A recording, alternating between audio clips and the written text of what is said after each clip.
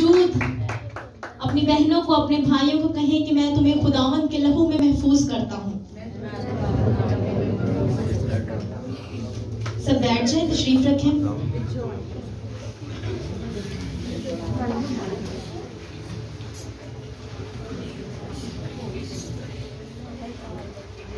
मैं शुक्रगुजार हूँ खुदा यीशु मसीह की कि वो मुझे इस काबिल बनाता है कि मैं खुदा के पाक कलाम को आप तक पहुंचाने वाली बनूं।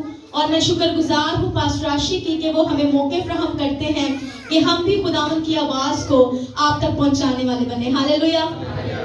आज का हमारा जो टॉपिक है ना, उसके बारे में बहुत से लोग जो हैं जानते हैं, हमारे दुश्मन को जानते हैं, लेकिन ये नहीं जानते कि दुश्मन आखिर हमारे लिए प्लान्स क्या रखता है। तो आज का हमारा टॉपिक है शैतानी मंसूबों को तबाह करें। क्या टॉपिक है? शैतानी मंसूबों को तबाह करें। Destroy the demonic plans, evil plans. शैतान के मंसूबे, क्या प्लान्स है उसके जो हमारी जिंदगी में काम करते हैं और हम किस तरह से उनसे जो है महफूज रह सकते हैं। आए मेरे साथ निकालिए इफिसियों उसका 6 बाब उसकी 10 से 11 आयत। जो निकाल ले बोले आमीन जी। बस आप पढ़िएगा।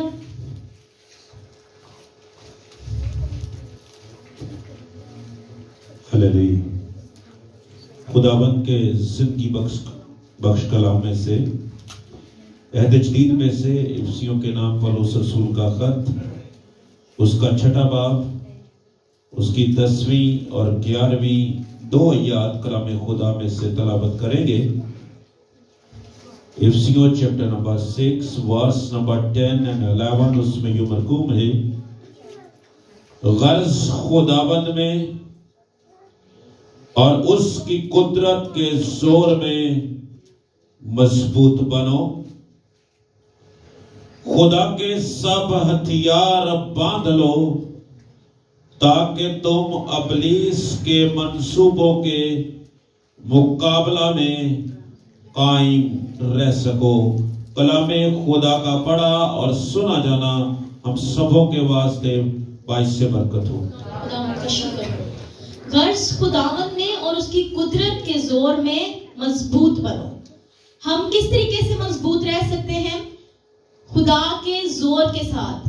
मेरे अजीजों, शैतान की प्लानिंग को फेल करने के लिए, वो हमारी जिंदगी में जो मंसूबे बनाता है उसको फेल करने के लिए हमें खुदा में मजबूत होना पड़ेगा। अगर आप देखें तो शैतान को हमेशा जो है ना बदरूहों को खाली जगह पसंद आती है। वो वीरानगी में रहना पसंद करती है। और उन इंसानों में भी जिनके दिल खाली है, जिनके रूह खाली है, जिनके जहन खाली है, उनमें भी रहना पसंद करती है। आप सब लोग वाकिफ होंगे जब खुदावंद यीशु मसीह सफर कर रहे थे समंदर में और वहां बहुत तेज तूफान आया और शैतान का ये मंसूबा था कि वो उस शख्स तक ना पहुंचे जिसमें क्या था, बदरूहें थी। 2000 से लेके 6000 तक उसमें बदरूहें थी। आज किसी एक इंसान में बदरू आ जाए ना तो उसका बुरा हाल हो जाता है, पूरे घर वाले परेशान हो जाते हैं कि ये तो हमें सारी रात सोने नहीं देती, ये बदरू जो है वो हमें तंग करती है। कभी हमारे बच्चे डर जाते हैं, कभी हमारे घर में मुसीबतें आ जाती हैं और इस बदरू गिरफ्तार इंसान से क्या है, हम बहुत तंग आ गए हैं। लेकिन हम सोचते नहीं हैं कि आखिर वो बदरू जो है वो हमें तंग क्यों कर रही है, क्योंकि हम खुदा के साथ वफादार नहीं होते। हम वक्ती तौर पे पास्टर साहब को बुलाते हैं, पास्टर साहब दुआ करते हैं, खुदा के लहू से उसे, खुदा के नाम से उसे छिड़कते हैं और वो बदरू चली जाती है। लेकिन फिर क्या होता है, वो बदरू वापस आ जाती है। क्यों? क्योंकि हम अपना ईमान मजबूत नहीं रखते और हम, वो बदरू जाती है, घूमती है, फिरती है और फिर कहती है मुझे तो कोई जगह नहीं मिल रही, मैं उसी जगह में ठीक थी, और वापस उसी जगह पे आती है और साथ अपने और भी दोस्तों को लेकर आ जाती है। और जो एक बदरू जाती है वो और लश्करों के साथ वापस आ जाती है। मेरे अजीजों, आज जब हम एक इंसान में से बदरू निकलती है तो उस इंसान को और ज्यादा झुक जाना चाहिए और ज्यादा दुआ करनी चाहिए। और जो खादिम होते हैं उनको भी उस घर में दोबारा जाकर दुआ करने की जरूरत होती है ताकि उनके ईमान को मजबूत किया जाए। वक्ती तौर पर वो चली गई, फिर आ जाएगी, क्योंकि आप अपना ईमान जो है उसे मजबूत नहीं कर रहे। मेरे अजीजों, उस शख्स का बुरा हाल था। आपने बाइबल में पढ़ा होगा कि वो बिना कपड़ों के घूमता था, अपने आप को पागलों जैसा उसने किया हुआ था।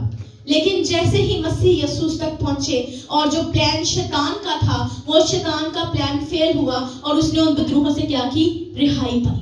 Hallelujah, hallelujah. सिर्फ हमारे खुदा का नाम है जो हमें विद्रोहों से रिहाई बख्शता है। मेरे अजीजों, एक जो है वो औरत थी गैर मजहब से, गवाही है ये, मैंने गवाही छोटे होते सुनी और वो गवाही ने काफी मुझ पर असर किया और वो आज भी मेरे जहन में जो है वो नक्श है। वो औरत जो है वो आई और उसे एक बदरू तंग करती थी और वो खुदा के खादिम के पास आई और खुदा के खादिम ने उसे कहा कि जब तुम्हारे भी अब ये बदरू आए तो तुमने उसे कहना है कि मसीह यीशु के नाम में मैं तुम्हें हुक्म देती हूँ कि तुम यहाँ से चली जाओ, और वो चली जाएगी। तो हुआ ये कि जैसे ही वो घर आई तो वो बदरू ने उसे रात के वक्त तंग किया, तो उसे ये तो याद ना रहा कि मसीह यीशु का नाम वो भूल गई, लेकिन उसने कहा कि खुदा का खादिम जो कहता था उसी के नाम से मैं तुम्हें हुक्म देती हूँ और तुम चली जाओ, और वो बदरू उसी वक्त वहां से चली गई। हालेलुया। वो नाम जो सब नामों से आला है, उसका नाम ही काफी है।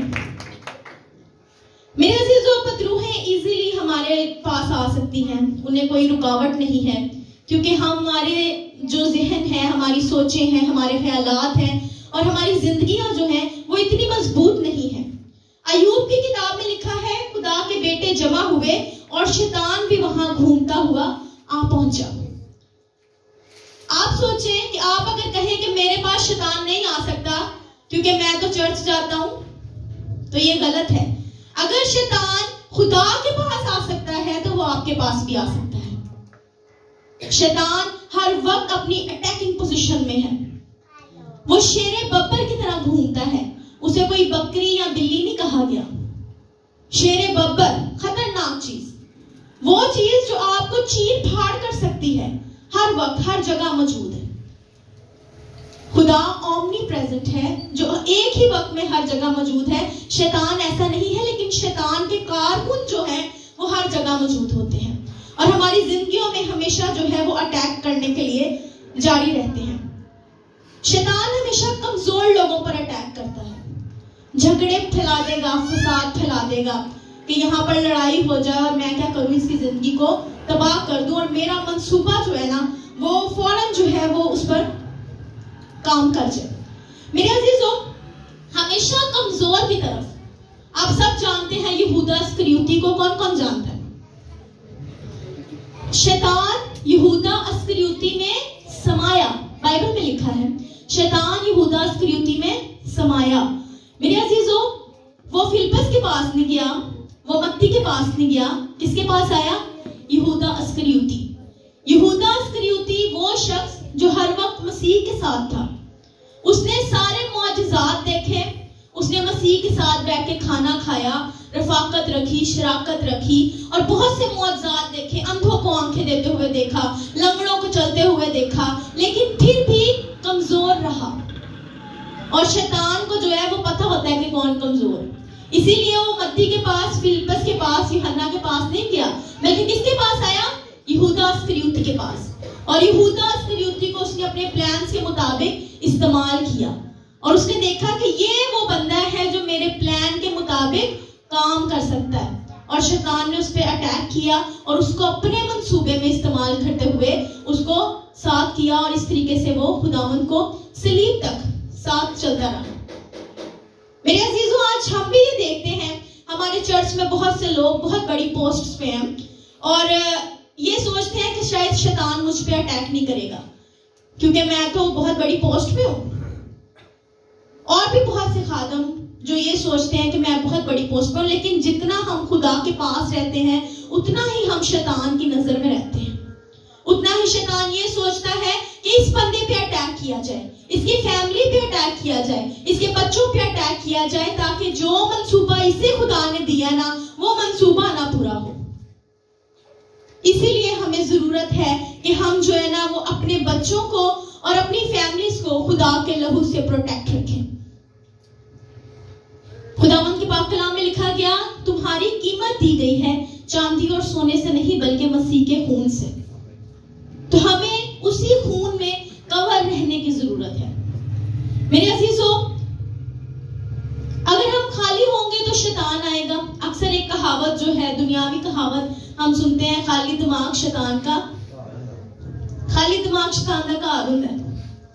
तो हमें क्या करना है? हमें उस दिमाग को खाली नहीं रहने देना, हमें उस दिमाग को भरते रहना है रुल कुदस से, खुदा की बातों से, खुदा के कलाम पर नजर करने से। अगर हम ज़बूर 119 देखें तो उसमें लिखा है, जवान अपनी रविश को कैसे पाक रखे, तेरे कलाम पर निगाह रखने से। जब शैतान आता है और देखता है कि ये तो खाली है, तो क्या करता है? वो आप में समा जाता है। लेकिन अगर शैतान आए और वो ये देखे कि इसकी नजर तो हमेशा पाक कलाम पे है, इसने तो अपनी नजर खुदावंद के कलाम की तरफ लगाए रखी है, मैं इसकी नजर नहीं हटा सकता, इसलिए वो शर्मिंदा होगा और वहां से चला जाएगा। हालेलुया।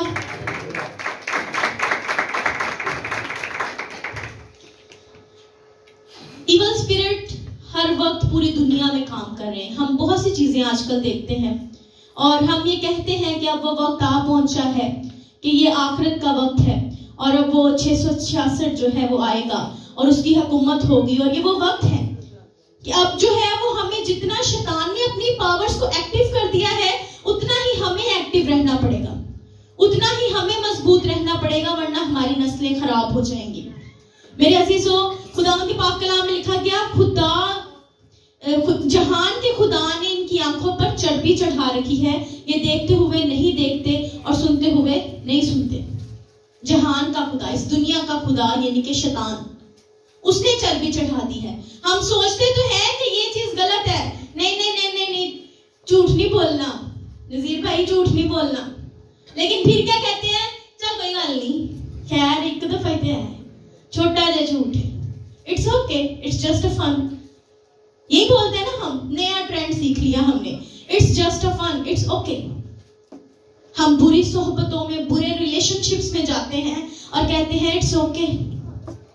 आज हमारी नौजवान नस्लों को देखें, कभी पुराना दौर होता था ना, तो पता चलता था ना गर्लफ्रेंड है, बॉयफ्रेंड है, तो बड़ा बुरा लगता था, फैमिलीज जो थी वो इसको बड़ा बुरा मानती थी। लेकिन आजकल नौजवानों का ये ट्रेंड है, गर्लफ्रेंड या बॉयफ्रेंड ना होना तो दोस्त ही मजाक करते हैं। ऐसे ही नहीं है भाई, ट्रेंड है। यंगस्टर्स, हमारी जनरेशन ऐसा सोचती है, वो कहती है फन। और इवन के शादीशुदा लोग भी, ऐसे ऐसे लोग जो अपनी शादीशुदा जिंदगी में भी उन्होंने अपने गलत रिश्ते रखे हुए हैं और कहते हैं इट्स जस्ट फन, ट्रेंडिंग है, चलता है। नहीं चलता भाई, it's not fun, it's covenant. कुछ चीजें ऐसी हैं जो मसीह के अहद के बिना जो है वो गलत है, उसमें मसीह का अहद जरूरी है। जब निकाह किया जाता है तो उसमें खुदा भी मौजूद होता है और उस खुदा की मौजूदगी में जब आप निकाह करते हैं तो वो जायज है, अदरवाइज वो नाजायज है। आपका कोई भी रिश्ता जो आप जो है वो खुदा के अहद के बिना रखते हैं वो नाजायज है, बाज रहें उससे, अपनी रवश को पाक रखें, वरना आप शैतान के मंसूबे के मुताबिक चलेंगे, आपके मंसूबे खराब होंगे। हमारी जनरेशंस को, हमारे बच्चों को ये बताने की जरूरत है कि नहीं बेटा ये चीज गलत है, और अगर आप नहीं बताएंगे तो आपकी जनरेशन फेल हो जाएगी और शैतान के मंसूबे जो हैं वो कामयाब होंगे। आप जो हैं, आपको ये सिखाना पड़ेगा, माँ बाप को एक्टिव होना पड़ेगा जिस तरीके से शैतान एक्टिव है बच्चों के दिमाग में डालने के लिए। बहुत सी ऐसी गेम्स, बहुत सी ऐसी मूवीज जिसमें जादू दिखाया जाता है। हैरी पॉटर बड़े बच्चों को पसंद होगा क्योंकि वो जादू करता है, लेकिन खुदा के पाक कलाम में लिखा गया कि जादूगर हरगिज खुदा की बादशाही में दाखिल ना होंगे। मेरे अजीजों, अगर हम निकालें ड्यूटरॉनमी, बस अब निकालिएगा 18 बाब उसकी 9 से 13 आयत देखेंगे। इस्तिश्ना 18 बाब उसकी 9 से 13 आयत।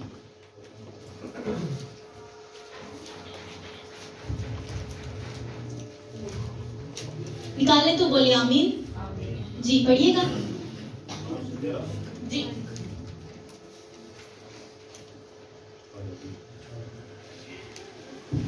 हालेलुया। सृष्टा की किताब उसका 18वां बाब और उसकी 9वीं आयत से लेकर 13वीं आयत तक उसमें लिखा है, जब तो उस मुल्क में जो खुदावन तेरा खुदा तुझको देता है पहुंच जाए, तो वहां की कौमों की तरह मकरूह काम करने ना सीखना। तुझ में हरगिज कोई ऐसा ना हो जो अपने बेटे या अपनी बेटी को आग पर चलवाए, या फालगीर या शगुन निकालने वाला या अफसूनगर या जादूगर या मंत्री या जनाब का आशना या रेमाल या साहिर हो, क्योंकि वो सब जो ऐसे काम करते हैं खुदा के नजदीक मकरूह हैं, और उन ही मकरूहात के सबब से खुदावन तेरा खुदा उनको तेरे सामने से निकालने पर है। तो खुदावन अपने खुदा के हुजूर कामिल रहना। आमीन। आमीन। तो खुदावन अपने खुदा के हुजूर कामिल रहना। जब तू उस मुल्क में जाए जो खुदावन तेरे खुदा ने तुझको दिया, तो वहां की कौमों की तरह मकरूह काम ना करना। आज हम क्या करते हैं, हमारे साथ बहुत सी गैर कौमें रहती हैं, हम उनमें रहते हैं, और हम क्या करते हैं, जैसे ही उनका कोई इवेंट आता है हम उनमें शामिल होते हैं, क्योंकि हम उनमें काम करते हैं और हम ये सोचते हैं चल कोई गल नहीं, होना भी तो जरूरी है ना, जाहिर होना दे नाल जो रहने। लेकिन मेरे अजीजों, जब हम ऐसा करते हैं तो इसका मतलब है कि हम उस चीज को एक्सेप्ट कर रहे हैं। हम ये सोच रहे हैं कि अच्छा अगर ये काम है चल कोई गल नहीं। हैलोवीन का मियां भाई आपको पता होगा, हैलोवीन मनाई जाती है जिसमें हैरी पॉटर डे और हैलोवीन डे। उसमें क्या होता है, उसमें ये होता है कि बच्चे चुड़ैले बनते हैं, जिन बनते हैं, वैसे कॉस्ट्यूम्स पहनते हैं और क्या करते हैं जी, हैलोवीन मना रहे हैं। और कोई छोटे बच्चे वो अपने पेरेंट्स को ये जरूर जिद करेगा, की चेंज होते हैं, उस पर ढांचे बने होते हैं, स्केलेटन्स, और वो क्या कहेंगे, हम तो इसको जो है ना, हमें नहीं पता, हमें लेके दो, हम भी हैलोवीन मनाएंगे। आप बाजार में चले जाए, वहां पर उन्होंने जो है वो ढांचे बना बना के लगाए होंगे, और क्या होगा जी, हैलोवीन डेज चल रहे हैं तो हम हैलोवीन मना रहे हैं। लेकिन जब वो सच में सामने कभी आ जाए ना, पीछे से आवाज ही पड़ जाए, हैनियल हवा निकल जाएगी, ऐसा ही होगा। तो ऐसा अगर मतलब हम देखें कि हम उनको वैसे इमेजिन नहीं कर सकते, लेकिन हम उनकी ईद जरूर मना रहे हैं।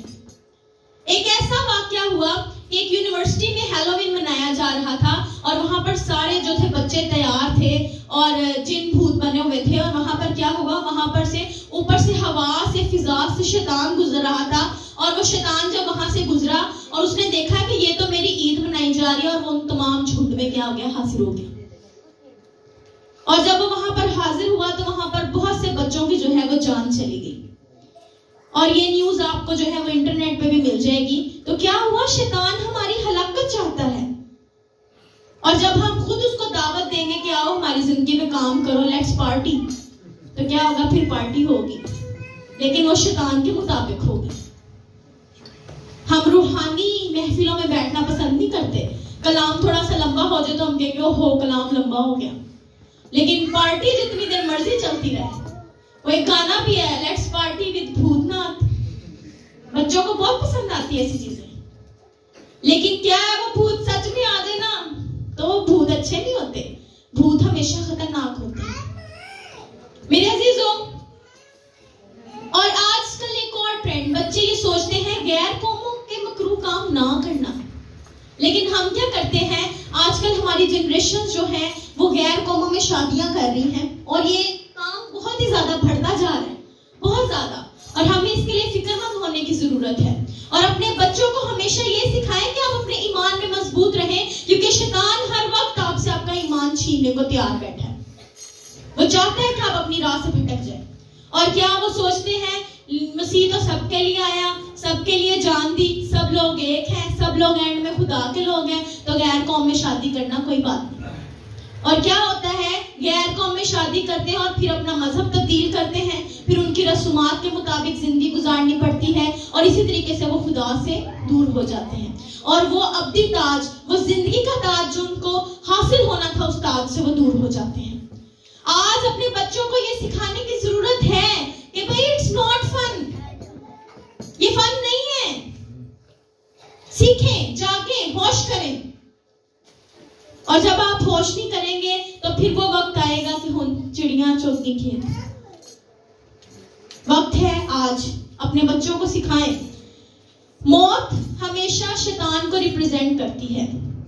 खुदावंद यीशु मसीह ने कब्र नहीं बनाई, कब्र शैतान ने बनाई, और वही कब्र जिसमें शैतान जो है वो हमें दफन करना चाहता था, वो हमारी मौत चाहता था, उसी मौत को खुदावंद यीशु मसीह ने अपने आप लिया और मौत पर और कब्र पर फतह पाई और वो जिंदा हुआ। हालेलुया।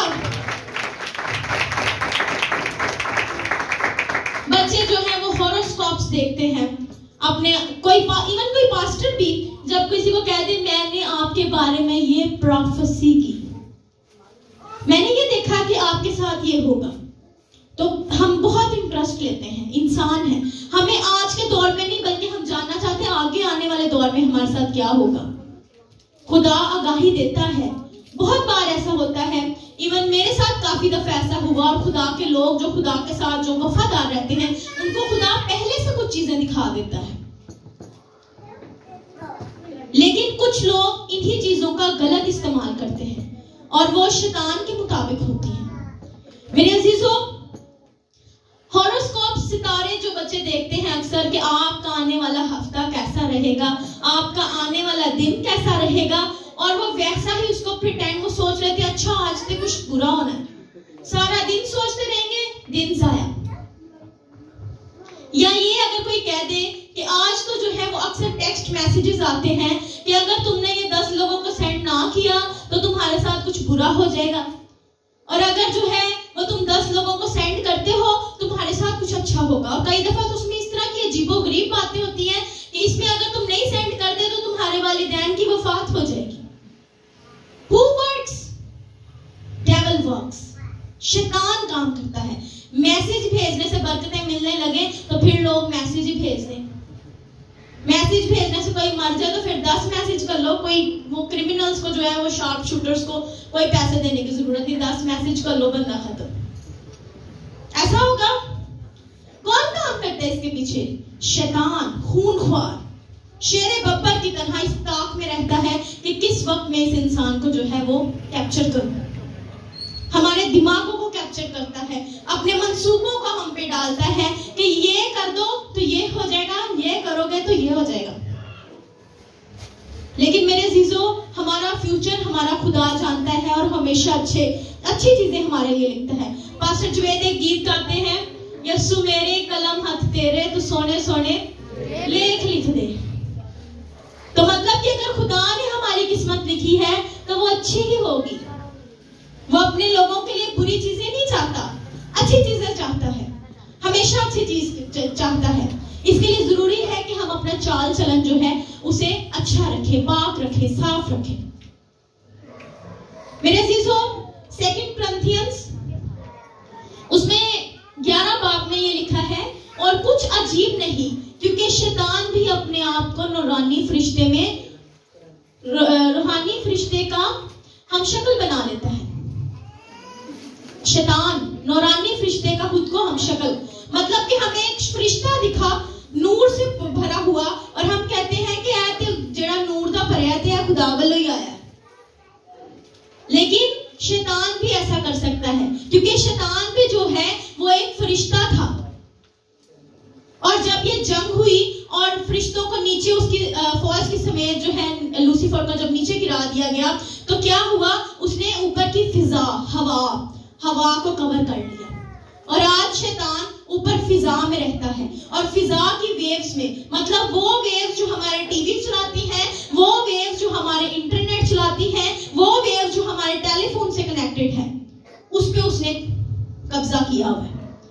मतलब कि हम मोबाइल पे कुछ भी देख सकते हैं, अच्छा भी देख सकते हैं, बुरा भी देख सकते हैं, लेकिन शैतान हमारे दिमाग में डालेगा बुरा देखो, देखो कुछ नहीं होता, इट्स जस्ट अ फन। लेकिन उस फन के चक्कर में हम क्या करेंगे, हम गुनाह की तरफ चले जाएंगे और उसका मंसूबा कामयाब। मेरे अजीजों, कैन यू इमेजिन दैट? कभी इमेजिन किया आपने कि शैतान हर वक्त इस ताक में है और वो आपके बच्चों को दिमागों में ये बातें अक्सर डालता रहता है, और बच्चे फोन पर क्या क्या देखते हैं ये पेरेंट्स को नहीं पता होता। आप अपनी साइबर शॉर्ट्स की जो है उसको लिमिटेड कर सकते हैं, आपके पास ये ऑप्शन है, आप उसे कर सकते हैं, उसकी प्राइवेसी सेट करें ताकि आपके बच्चे गलत मुआद ना दिखें। मेरे अजीजों, खुदा के पाक कलाम में लिखा गया, मेरी भेड़ें मेरी आवाज पहचानती हैं। तो अगर शैतान भी नौरानी बन के घूमता है तो इसका मतलब कि फिर हम उसे कैसे पहचान सकते हैं? तो खुदा के पाक कलाम में लिखा गया, मेरी भेड़ें मेरी आवाज पहचानती हैं। आज जब हम अपने माँ बाप के साथ रहते हैं हमें उनकी आवाज का पता होता है। माँ बाप को बच्चों की आवाज में 100,000 की भीड़ में भी उनको पता चल जाएगा कि ये मेरा बेटा है, ये मेरी बेटी है। इसी तरह बच्चों को भी पता चल जाएगा क्योंकि हम उनके साथ रोजाना बातचीत करते हैं। और जब हम अपनी रोजाना बातचीत को देख रहे होते हैं अपने बच्चों के साथ तो फिर हमें पता चलता है कि अच्छा ये तो मेरा बेटा है, और बेटे को भी पता होगा कि ये मेरे वालिदैन है। तो इसका मतलब ये है कि हमें खुदा को पहचानने के लिए उससे रोजाना की बातचीत करनी पड़ेगी। दुआ में ज्यादा टाइम गुजारे ताकि आप अपने खुदा की आवाज को पहचान सकें। मेरे अजीजों, शैतान का सबसे बड़ा हड़बा जो है ना वो पता क्या है? डिसीव करता है, धोखा देता है। आए मेरे साथ जरा निकाले जेनेसिस, पैदाइश उसका 3 भाग निकाले। उसमें यूं लिखा है, और सांप कुल दश्ती जानवरों से जिनको खुदा ने बनाया था चालाक था, और उसने औरत से कहा, क्या वाकई खुदा ने कहा है कि बाग के किसी दरख्त का फल तुम ना खाना?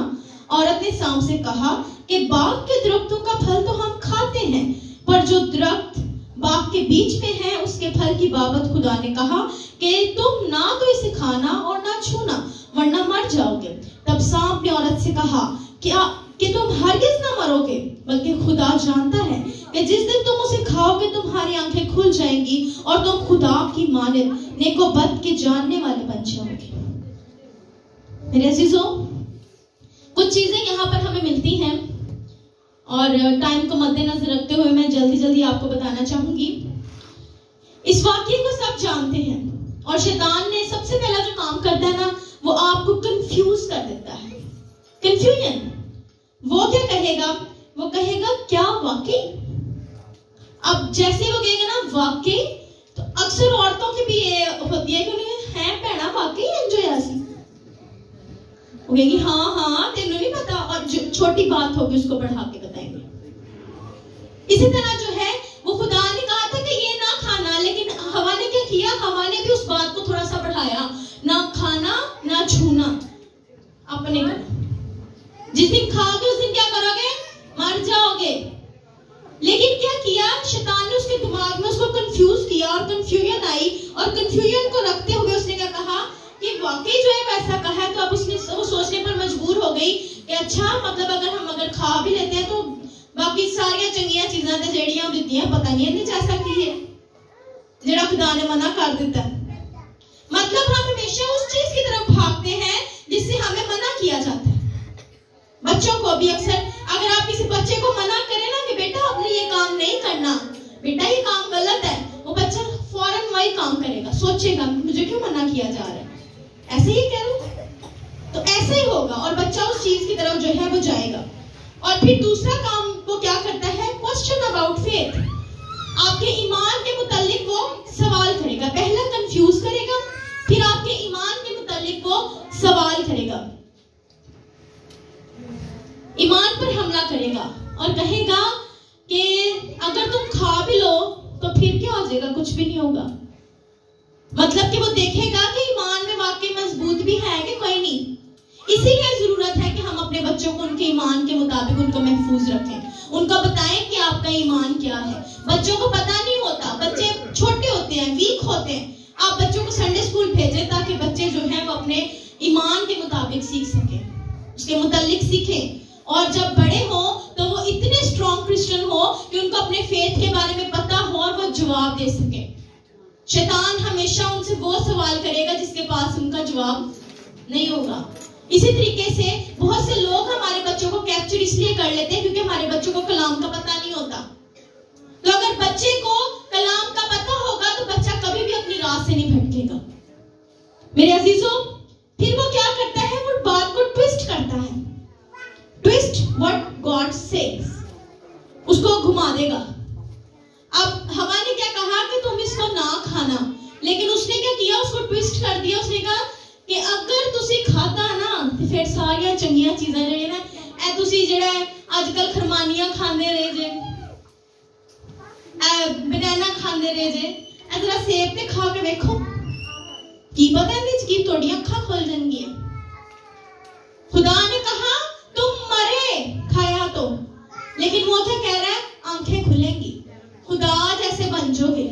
और हमेशा जो आप हो उससे बेहतर बनने की ख्वाहिश भी आपको डुबो देती है। आप हमेशा अच्छे बनना चाहोगे।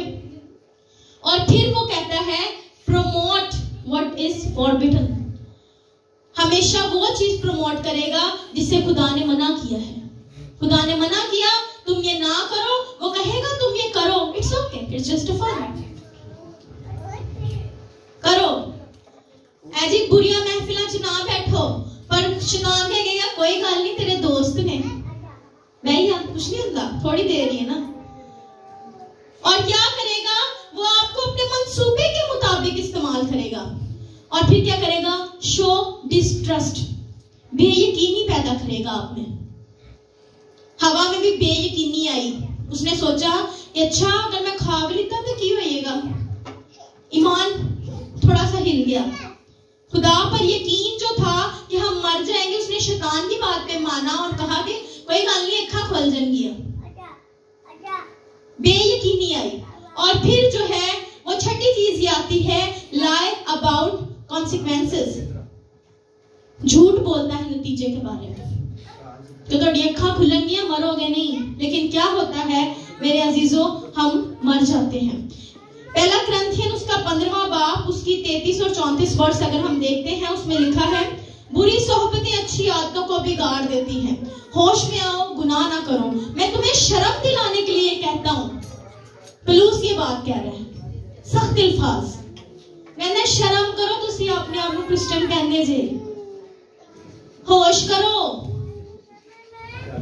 जागो, की कह रहे थे अपने आप को मसीही। मेरे अजीजों, मैं पिछले दिनों एक ऐड देख रही थी और मुझे बड़ा दुख हुआ उस ऐड को देखकर। मैंने देखा कि एक बाबा गनशंकर मसीह था, शायद आप लोगों ने भी वो ऐड देखी हो, और वो क्या कह रहा था, वो कह रहा था तुहाडियां सारियां मुश्किलातां दा हल काले जादू तो। खुदा उनके पाक कलाम में लिखा गया, जादूगर कभी भी खुदा की बादशाही में दाखिल ना होगा। और आजकल हम भी क्या करते हैं, बहुत से लोग ये करते हैं, चल अन्य बारे कुछ बुरा करना ना, चल आ काले जादू करा दिए। और जादूगर कभी खुदा की बादशाही में दाखिल ना होगा। Very clear words. अगर हम किसी के खिलाफ जादू कराते हैं तो हम भी उसी में ही हैं। जादू, महबूब आपके कदमों में, पढ़ाई में अच्छे ग्रेड्स, पसंद की शादी, सब कुछ बाबा जी करेंगे, लेकिन आपको वो बाबा जी अपने साथ दोज़ख में भी लेके जाएगा, क्योंकि वो आपको वो शैतान के मंसूबे को कायम कर रहा है, आपकी जिंदगी को खुदा के मंसूबों के मुताबिक नहीं कर रहा। एंड कोई पैसा बोता है कि हमने पैसा खो लेना, मैंने तो जादू करा दिया। मेरे अजीजों, हमें जादू नहीं बल्कि हमें खुदा की बरकत पर फोकस करना है। हमें वो फोकस करना है कि हम खुदा के लिए जो है वो अपनी जिंदगी गुजारें, और खुदा के पास किसी चीज की कमी नहीं है। मैंने जब लास्ट टाइम सरमन सुनाया तो मैंने उसमें आपको बताया था कि उसके पास सब कुछ है, सितारे, सूरज, सोना, पैसा, चांदी, सड़कें, सोने की हर चीज। तो आप किसी पर जादू करने के बजाय अपनी जिंदगी को भी, अपने ईमान को भी महफूज रखें, और क्या करें, आप खुदा के मुताबिक करें, आपको सब कुछ मिलेगा। वक्त लग सकता है, लेकिन आप दुआएं करते रहें, आपको सब मिलेगा और अच्छा मिलेगा। अय्यूब को सब कुछ जो है दोबारा मिला, डबल बरकत। मेरे अजीजों, खुदावंद के पाक कलाम में बुरी सोहबतें अच्छी आदतों को बिगाड़ देती हैं। मतलब खुदा आदम और हवा से थोड़ी देर दूर हुआ और क्या हुआ, आदम और हवा को शैतान ने कैप्चर कर लिया और उनको किस तरफ ले गया, बर्बादी की तरफ, दुखों की तरफ, तकलीफों की तरफ, मुसीबतों की तरफ। तो अगर आज हम भी अपने बच्चों को देखते हैं कि हमारे बच्चे भी बुरी सोहबतों की तरफ जा रहे हैं, तो उनको दोबारा वापस लाने की जरूरत है। और वो वापस हम ला सकते हैं खुदा के पाक कलाम पर गौर करने से। डॉक्टर डेविड जर्माया की एक रिसर्च पढ़ रही थी मैं, और बुक पढ़ी थी, और बड़ी खूबसूरत उसमें बात लिखी है। उसमें लिखा है, वो लिखते हैं कि अगर कभी आपको शैतान की लाइब्रेरी में जाने की तौफीक हो ना, आप कभी जाएं, तो आप देखना कि हर बंदे के नाम की फाइल वहां पर मौजूद है, हर बंदे के नाम की। हम शायद अपने बारे में उतना नहीं जानते, लेकिन शैतान जानता है कि ये इसकी कमजोरी है, इस कमजोरी पे अटैक करना है मैंने, और इस कमजोरी से इसको मैंने क्या करना है, कैप्चर करना है। तो क्या करता है वो, उसके मुताबिक अपने हड़बे इस्तेमाल करता है। आप कभी ऐसी लाइब्रेरी में जाएं और आपको वहां पर एक फाइल मिले जहां पे लिखा हो, ओ सिस्टर हिना, अच्छा ये इसकी वीकनेस है, इस तरीके से इस पे मैं अटैक कर सकती हूँ। ये आप गए, यहाँ पे लिखा हो सिस्टर आपदा, यहाँ पर गए, वहां पे भाई बाबर, हर चीजें, हर एक बंदे की फाइल, किस तरीके से उसने अपना काम पूरा रखा हुआ है। पर हम अपनी दुआ में मजबूत नहीं है, हमें मजबूत रहना है। और खुदावंद के पाक कलाम में लिखा गया है कि वो अपने मानने वालों के गिर्द जो है वो आग की दीवार बनाए रखते हैं। और इसका एक्सपीरियंस मुझे हुआ, इसी गवाही के साथ मैं इस बात को एंड करूंगी मेरे अजीजों। मैं काफी छोटी थी और मेरे मामा पापा जो है वो नानों के घर चले गए। मेरी फैमिली इस बात को जानती होगी। मेरे मामा पापा जब वहां से गए और इस बात का मुझे एक्सपीरियंस हुआ, मेरा छोटा भाई हनूक, उसमें इवल स्पिरिट आ गया, क्योंकि शैतान हर वक्त जो है वो इस ताक में रहता है कि वो किस वक्त जो है वो उन पर हमला करे। तो हनूक में इवल स्पिरिट आया और मामा पापा घर पे नहीं थे, हम तीनों बहन भाई घर पे थे। और अब वो जब आया तो उसने क्या कहा, हनूक के अल्फाज ये थे, मैं रोजाना आता हूँ, 3 नमाज़ उसकी निकल रही, हम छोटे थे तब काफी, और कहता है मैं रोजाना आता हूँ और इस घर के जो गिर्द जो है वो आग लगी होती है और मैं एंटर नहीं कर पाता। लेकिन आज मैंने देखा कि आज आग नहीं है, तो आज मैं बाहर से इसको देखते हुए अंदर आ गया। और वजह ये थी कि उस दिन जो है पापा घर पे नहीं थे और हम भी शहजादे छोटे थे, तब हमने भी दुआ नहीं की। तो क्या थी, आग की कवरिंग जैसे अय्यूब के घर से हटाई गई, वैसे ही वो आग की कवरिंग हटी और वो शैतान आया। और जब उस पे दुआ की गई, हनूक वहां पे इसकी मोटी मोटी आंखें होगी, 3 नमाजें निकल रही हैं, हम तीनों बहन भाई घर पे हैं। तो क्या हुआ कि मैंने कहा हाबिल को कि हाबिल फोन लाओ, पापा को फोन करना। तो उसने कहा कि वो तो वहां पर पहले से दुआ कर रहा है। और जब हमने फोन मिलाया तो हमने फोन किया तो मामा ने फोन उठाया और मामा ने कहा कि तुम्हारे पापा दुआ कर रहे हैं। और जैसे ही दुआ की गई और हमने वहां पर अब शैतान को पता होता है कि कौन कितना मजबूत है, और खुदा का शुक्र है कि खुदा ने हमें उस वक्त पे ये मजबूती दी कि हमने चीखें नहीं मारी, हम डरे नहीं, बल्कि हमने क्या की, उस वक्त दुआ की। और जैसे ही दुआ की, पापा को फोन मिलाया गया, हनूक का टेम्परेचर उस वक्त कोई 106-105 होगा, उसका जिस्म तप रहा था। लेकिन जैसे ही दुआ की गई, फौरन जो है हनूक में से वो चीज निकली और वो सुकून से वहां लेट गया और उसका टेम्परेचर बिल्कुल नॉर्मल हो गया। हालेलुया। अब वहां पर जाहिर सी बात है कि खुदा ने हमें भी अपने लहू की कवरिंग में रखा हुआ था। खुदा जानता था कि ये छोटी सी बच्ची जो शायद उस वक्त 12-13 साल की है, एक दिन उठ के मेरे कलाम को सुनाएगी। आमीन, आमीन। खुदा अपने बंदों को अपनी माँ के पेट से चुन लेता है। खुदा ने उस वक्त मेरी जिंदगी में ये मुआवजा किया कि मैं उस आग को फील कर सकूं और मैं ये जान सकूं कि वाकई ऐसा होता है। और शैतान के हड़बे वहां पर नाकामयाब हुए और खुदा का मंसूबा वहां पर कामयाब हुआ। और आज मैं एक खादमा के तौर पर यहाँ पर खिदमत कर रही हूँ। हालेलुया। आपको बरकत दे, अपने बच्चों को खुदावंद के पाक लहू से हमेशा महफूज रखें। खुदा आपको बरकत